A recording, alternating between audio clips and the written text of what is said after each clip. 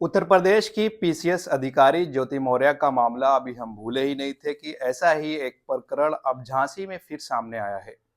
लोग इस मामले को ज्योति मौर्य पार्ट 2 का नाम दे रहे हैं। यूपी के झांसी में पत्नी ने सरकारी नौकरी लगते ही पति को छोड़ दिया।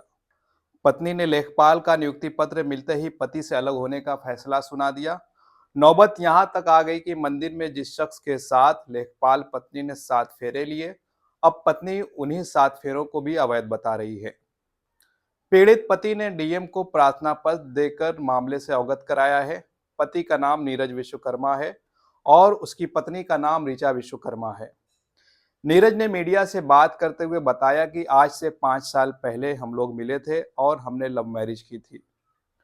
मेरे पास शादी के कागजात मौजूद हैं, लेकिन अब मेरी पत्नी कहती है कि हमारी कोई शादी नहीं हुई है। इस कहानी की शुरुआत आज से 5 साल पहले से होती है, जब नीरज की मुलाकात ऋचा नाम की एक लड़की से हुई। कुछ ही दिनों में दोनों की मुलाकात प्यार में बदल गई। इस दौरान ऋचा अक्सर ये कहती थी कि उसे अधिकारी बनना है। प्रेमी नीरज ने भी अपनी प्रेमिका ऋचा को अधिकारी बनाने के लिए दिन रात मेहनत शुरू कर दी। और जब वो दिन आया कि ऋचा के हाथ में लेखपाल का नियुक्ति प्रमाण पत्र मिला, तब से अपनी ऋचा की खोजबीन में नीरज दर-बदर कलेक्ट्रेट में भटकता हुआ दिखाई दे रहा है। साल 2022 में उत्तर प्रदेश सरकार ने लेखपाल की भर्ती के लिए आवेदन मांगे। नीरज का आरोप है कि उसने शादी से पहले और शादी के बाद ऋचा की पढ़ाई का भरपूर सहयोग किया। ऋचा की पढ़ाई पर खूब पैसे खर्च किए, दिन रात बढ़ई गिरी का काम किया। कोचिंग से लेकर घर में होने वाली पढ़ाई में अक्सर नीरज ऋचा का साथ देता था। कोचिंग छोड़ने जाता था, कोचिंग से लेकर वापस घर आता था। इस दौरान ऋचा और नीरज ने मंदिर में जाकर शादी कर ली। शादी के बाद ऋचा पति नीरज के साथ हंसी खुशी रह रही थी और लेखपाल की परीक्षा देने की तैयारी कर रही थी। किस्मत ने भी ऋचा का साथ दिया और लेखपाल की परीक्षा ऋचा ने पास कर ली। बस यहीं से पूरी कहानी बदलनी शुरू हुई। नीरज ने बताया कि पत्नी ने लेखपाल की नौकरी लगते ही मुझसे संबंध तोड़ लिए हैं। पत्नी 18 जनवरी 2024 से मेरे साथ नहीं रह रही है। पत्नी को लेखपाल की नौकरी का नियुक्ति पत्र 10 जुलाई को मिला है। पत्नी की नियुक्ति झांसी नई तहसील में है। वो किसी प्रकार का संपर्क नहीं कर रही है।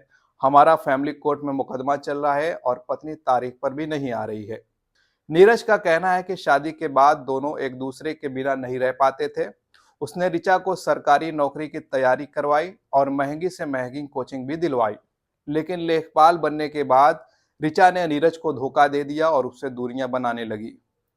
नीरज ने इस मामले से खुद को बहुत परेशान बताया और कहा कि मैं चाहता हूं पत्नी घर पर आ जाए और दोनों आराम से एक साथ रहें।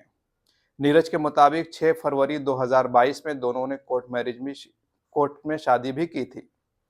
अब सोशल मीडिया पर यह सवाल उठने लगे हैं कि बीवी को पढ़ाना बेवकूफ़ी है, बीवी हाउसवाइफ ही ठीक है। तो वहीं कुछ लोग लिख रहे हैं कि जब एक मर्द कमाता है तो सारा परिवार चलाता है, लेकिन जब औरत कमाने लगती है तो सोचती है मुझे किसी की ज़रूरत नहीं।